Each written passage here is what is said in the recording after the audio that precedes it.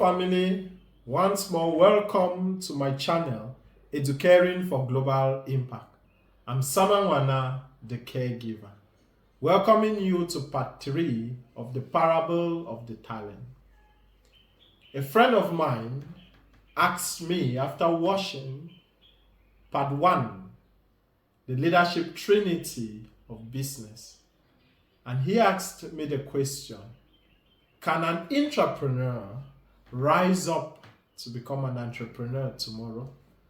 And he was shocked and baffled by my answer when I responded that an entrepreneur can rather go right down and become nothing in the hierarchy of the omnipreneur. This was simply to tell him that someone with nothing can rise up to having everything, as well as someone with everything can descend to having nothing in the principle of business leadership.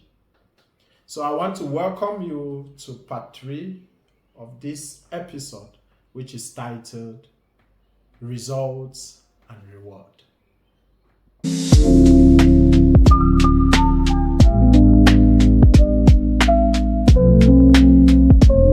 So the parable of the talent ends with a beautiful story of judgment, where the master comes back from the long journey and now invites the 3 servants, and he asks them to present to him their results.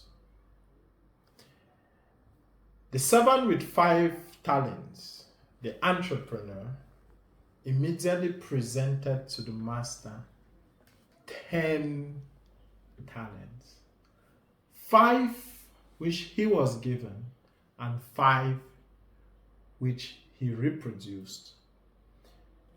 The servant with the 2 talents did the same.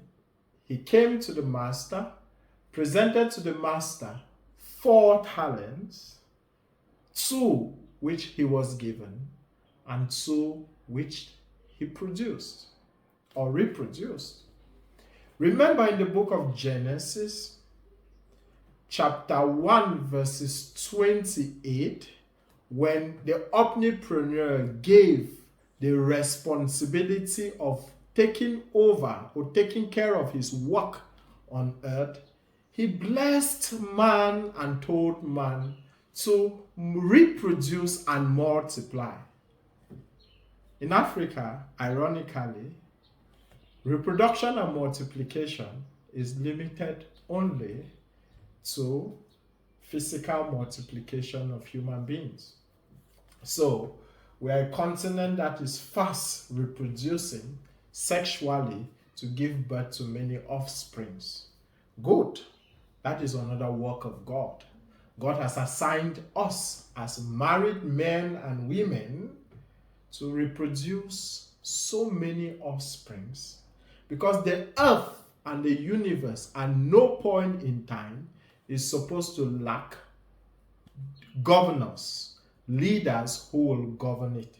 So as our task is to reproduce sexually our offsprings, such that when our time of work is over, they too can continue. But our own reproduction should not be limited only at that level. In any work environment where you find yourself, are you reproductive? Do you reproduce results that are expected of you?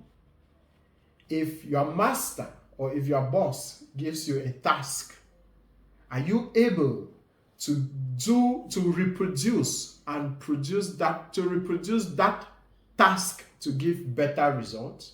Or let us look at the 1 servant. This is the most amazing servant who came to the master, and this is what he says. Complaints, complaints, complaints. And these are the people in our organizations who are the most intelligent people. They do their research very well, and most often their research are always faulty. Now they blame others for their lack of productivity. The third servant comes in and says, Master, this is your 1 talent I gave you. You gave me. I knew you are a wicked man. You reap where you do not sow. And you are a hard man. So if you gave me this 1 talent and I lost it, you would have condemned me to death. So what did I do? I worked for you, master. In our previous part 2, I told you all the servants who went to work. The servant with the 1 talent actually did work. He buried the master's work. And he spent the rest of his time lazing around. And when the time came for him to produce his result, he gave back to the master the 1 talent which he was given. And the master said this, and this is where I want us to answer the last question which I posed. What do we do, or how do we appreciate our own work as entrepreneurs, intrapreneurs? It comes back to the answer, are we self-satisfied? Most often, those of us who lazy around, those of us who spend our time doing every other person's own business without doing our own business, are just like the last servant who buried his talent. And he came back with the same talent God has given him. And the response the master gave was a beautiful response. This is where results come. To the first servant, the master says, "Welcome, good and faithful servant. You have been faithful in managing little things. I am going to applaud you for the work you have done." To the servant who had 2 talents, the master said the same thing. "Welcome, good and faithful servant. You have been found worthy to manage little things, and therefore I can trust you with more." This is what happens when in our job sites we rise up the ladder based on work done, meritocracy. Unfortunately, in most African society, people rise up their institutional ladder based on false principles or concepts like tribalism, man no man, and other vices.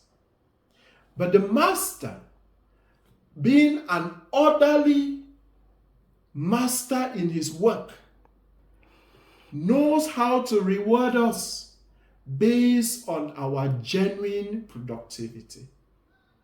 So I know so many of you who through your hard work have seen miracles, the hands of God move you from one place, a place of lowliness, to a place of abundant grace.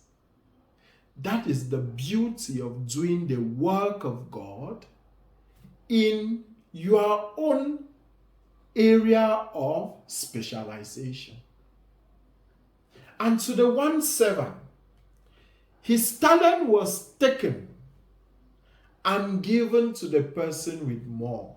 Have you ever wondered why rich people, successful people always get richer? It's basically a principle set by the omnipreneur. For he said, "To anyone who has more, even more will be added to him or her." So it's a principle of hard work. It's a principle of focus. It's a principle of perseverance, and it's a principle of giving good results. The master needs nothing less from us than good results, which is reflected by maximum productivity. And to the servant with the 1 talent, this is what was done to him. His talent was taken away from him. And the master said, you will not only be deprived from your talent, but you shall go to prison for this. For if you know I was a man who sows where I do not reap, who is a hardened master, at least you would have taken my talent to a bank where it will work me some little interest. Now, one thing I want you to know about this last servant is that he never knew that the work he was doing is the work of God. And that is what so many of us in society do. We are not conscious of the fact that we were born to work for God. And so the 1 servant was absolutely wrong to say a master sows where he does not reap. He is the creator of the universe. And he created us to work for him.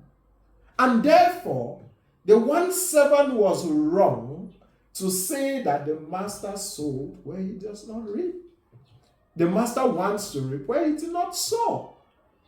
Again, we are working for God. And when we fail to do our work in all focus, with perseverance and with commitment, we are therefore led saying, just as the 1 servant, that the master is a greedy person. And trust me, we can only fall down lower and lower from our grace moment. That is why my answer to my friend was, someone who has even more, if he is not productive or if she is not productive, even what he has will be taken away from him and given, and he will be left with nothing. Let us look at so many businesses around us that had blossomed, started growing, but once they lose focus on purpose, once they lose focus on action, once they lose focus on perseverance, they fail. It's hard to see businesses in Africa that have existed for more than generational businesses in Africa that has existed for more than 50 years. The question is, why do businesses fail?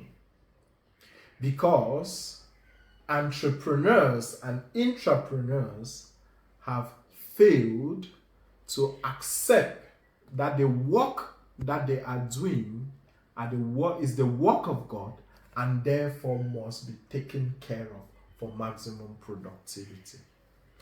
Your father's business, let us say, your biological father's business, your biological mother's business, if you fail to sustain it as a child, you will be punished by the master.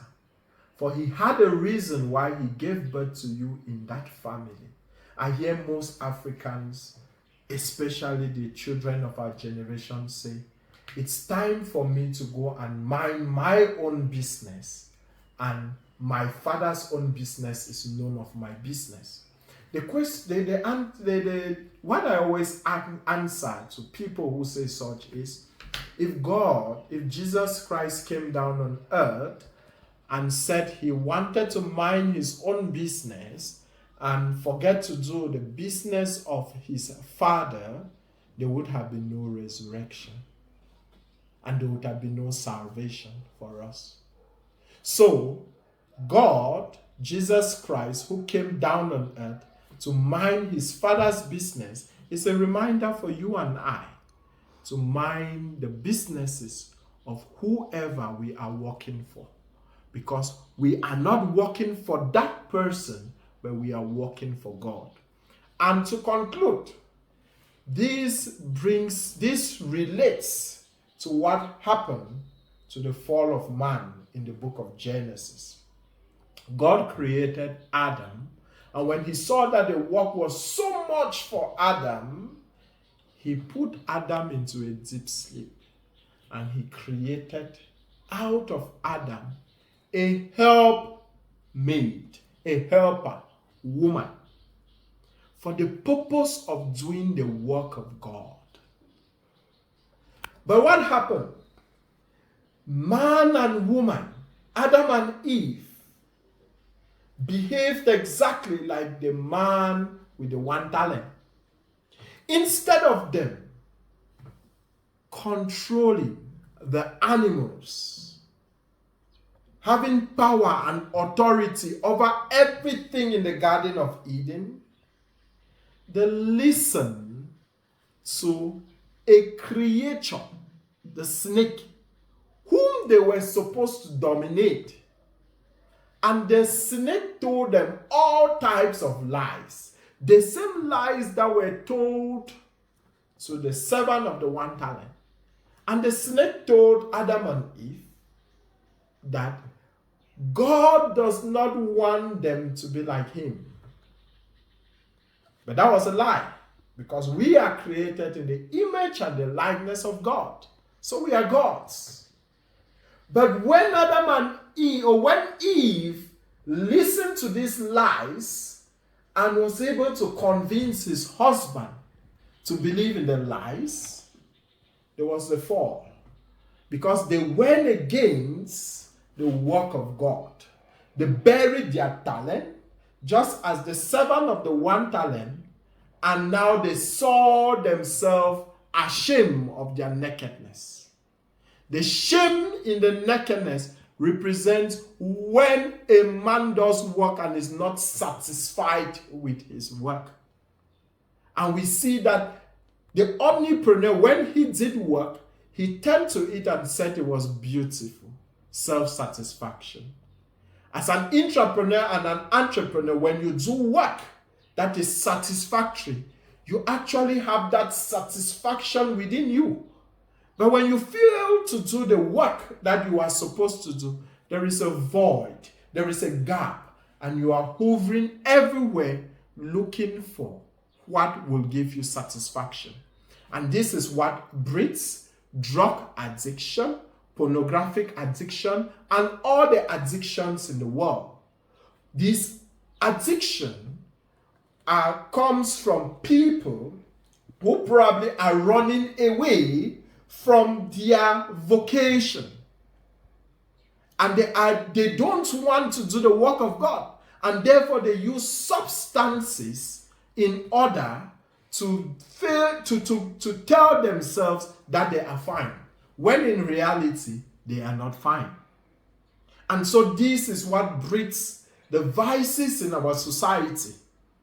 For the killings and the war were never supposed to exist, because the Creator did not create man to kill himself, but to make the world a beautiful place as it had always been.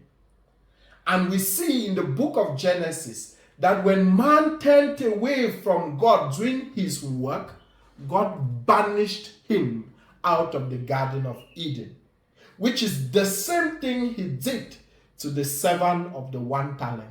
He banished him. He made him fall completely, and he took what was given to him and rewarded the person who had more. Dear friends, this is a call for each and every one of us to grow in our respective careers, to remain focused, to do work that is beautiful, and to know that life is a business, the business of God. And we all are called to be his intrapreneurs. And as his intrapreneurs, we can grow up to governing many other spheres of influence based on the results that we bring back to him. For For he is a just God, he is a God of abundance, and he is a God who promotes based on merits and sanctions those who are lazy. So to continue watching our channel, I'd like you to subscribe, like, and share to remain glued to this wonderful content.